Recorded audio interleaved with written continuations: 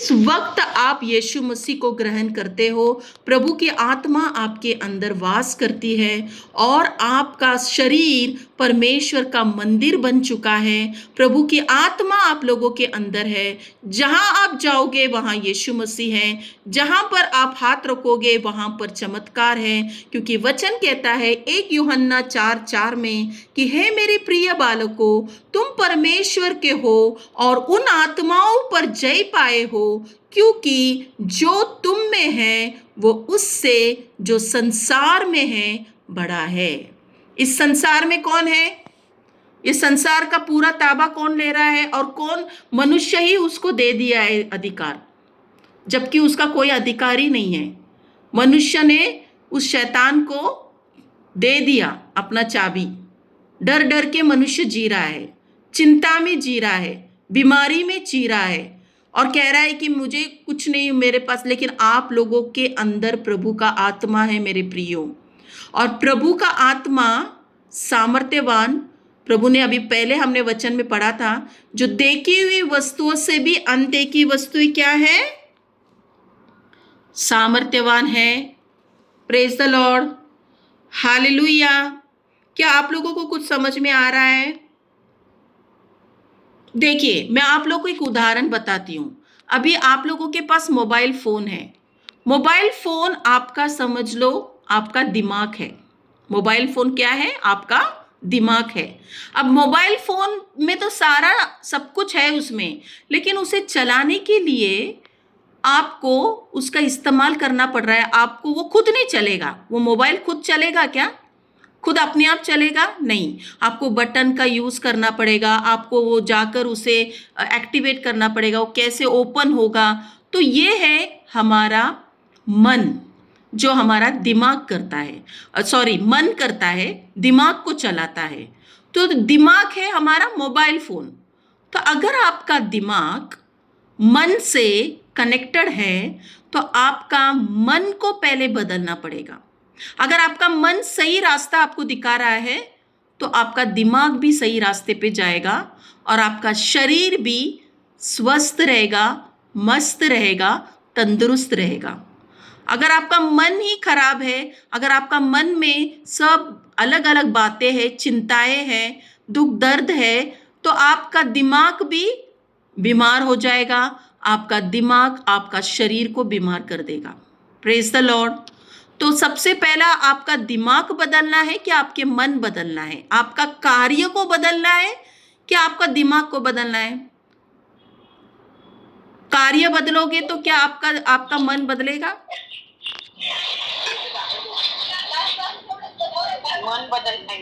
मन बदलना है। Very good, very good, thank you sister. हमारा मन बदलेगा तो हमारा क्या होगा? सब कुछ बदलेगा। और मन कैसे बदलेंगे? बाइबल हमें बार बार सिखाती है मन के बारे में, कि तेरा मन अगर सही रहेगा तो तेरा शरीर भी सही काम करेगा। Hallelujah, praise the Lord. अभी देखो, हम निकालेंगे तीसरा तीसरा यूहन्ना में पहला अध्याय और दूसरा वचन मैं आप लोगों को शेयर करती हूँ। तीसरा यूहन्ना का पत्र, उसमें एक ही अध्याय है, पहला अध्याय, उसमें दूसरा वचन। देखो, मैं आप लोग कुछ बता रही हूँ, यहाँ ध्यान दीजिएगा। अगर आपको नहीं मिला तो ध्यान दीजिएगा। हे मेरे प्रिय, मेरी यह प्रार्थना है कि जैसे तू आत्मिक उन्नति कर रहा है वैसे ही तू सब बातों में उन्नति करे और भला चंगा रहे। आत्मिक उन्नति हमें कहाँ से मिलती है? परमेश्वर के वचन के द्वारा।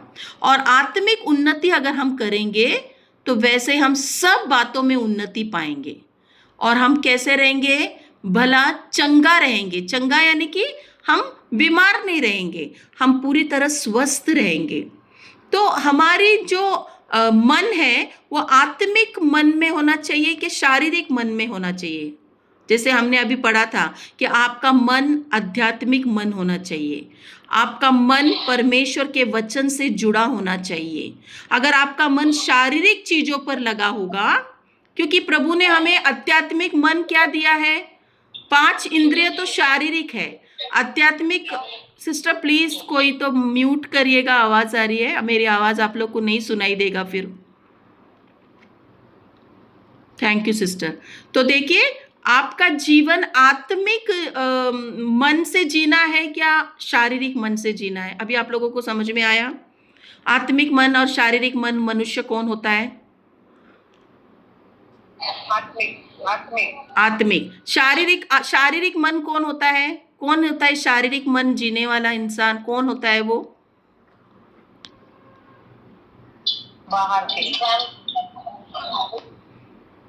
जो इंसान शारीरिक मन से जीता है वो कैसा इंसान होता है?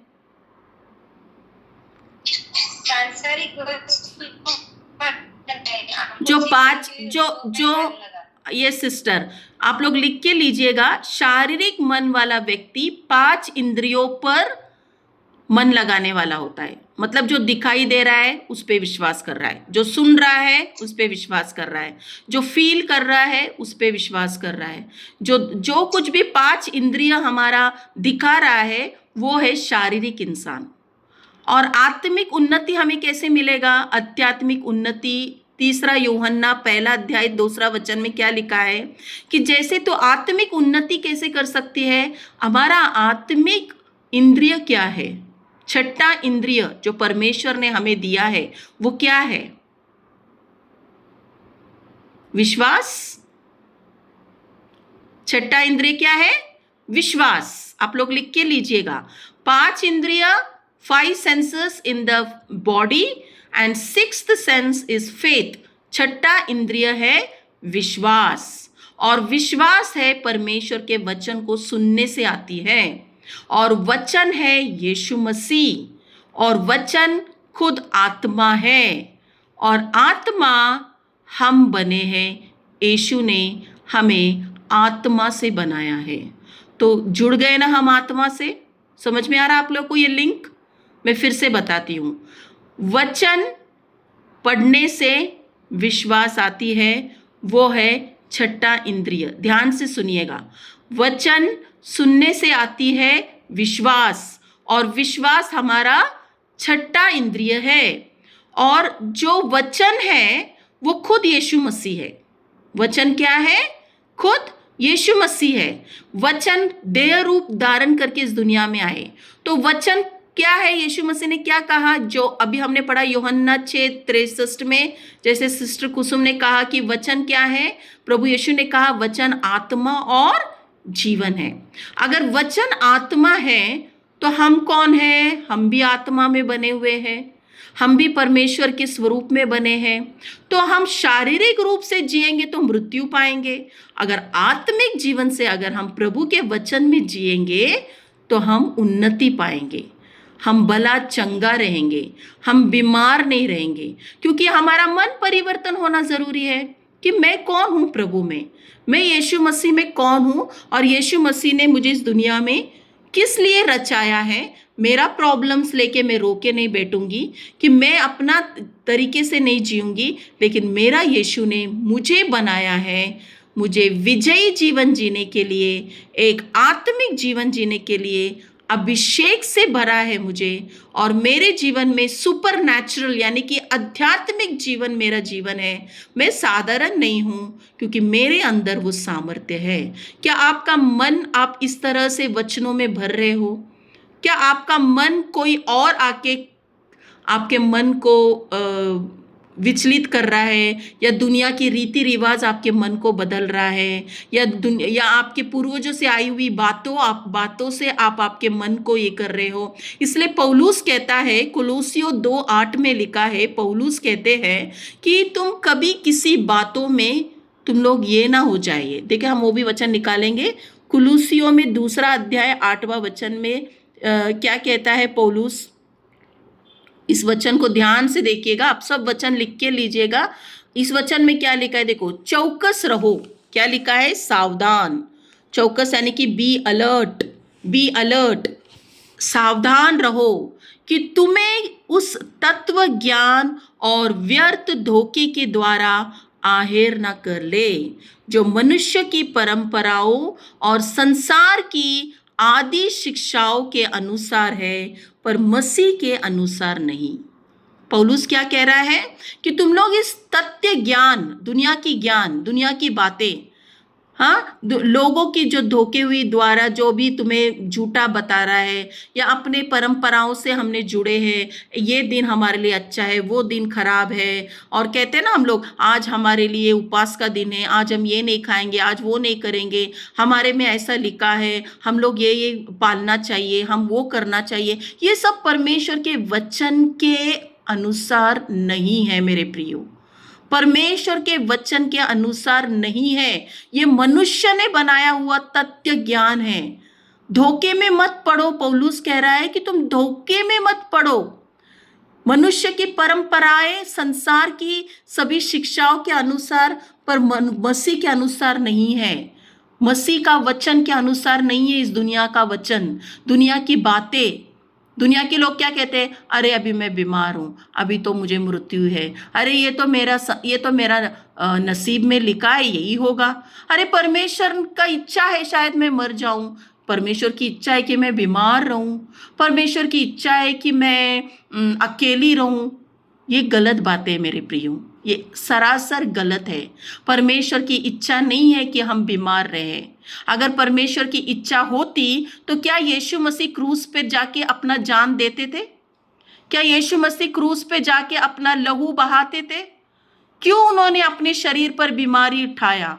क्यों यीशु मसीह ने अपने जीवन को, प्रभु ने ऐसे कार्य किया? क्योंकि वो जब क्रूस पे जा रहे थे तो उनके आंखों के सामने कैंसर पेशेंट दिख रहे थे, उनके आंखों के सामने एड्स पेशेंट दिख रहे थे, हार्ट पेशेंट दिख रहे थे, बीमार से ग्रस्त लोग दिख रहे थे, पापों से भरे लोग दिख रहे थे कि मेरे बच्चों को पाप में शैतान डालेगा। इसीलिए यीशु मसीह क्रूस पे मरे। तो आज हमें प्रभु चाहता है कि हमारा मन परिवर्तन हो। हमारा मन परिवर्तन नहीं होगा तो हम कभी भी आगे नहीं बढ़ेंगे। आज का टॉपिक यही है। प्रभु कहते हैं, अभी देखो मैं आपको एक उदाहरण बताती हूँ। अगर समझ लो आपको समझ लो कोई इंसान पाप कर रहा है, ठीक है, मैं आपके वीडियो में आती हूँ। समझ लो कोई इंसान पाप कर रहा है, पाप, क्या वो लोग कहते हैं कि अरे ये पापी इंसान है, ये पाप किया। वो पापी इंसान पहले सोच कर ही पाप करता है ना? क्या पहले पाप करता है फिर सोचता है? कोई पाप करता है तो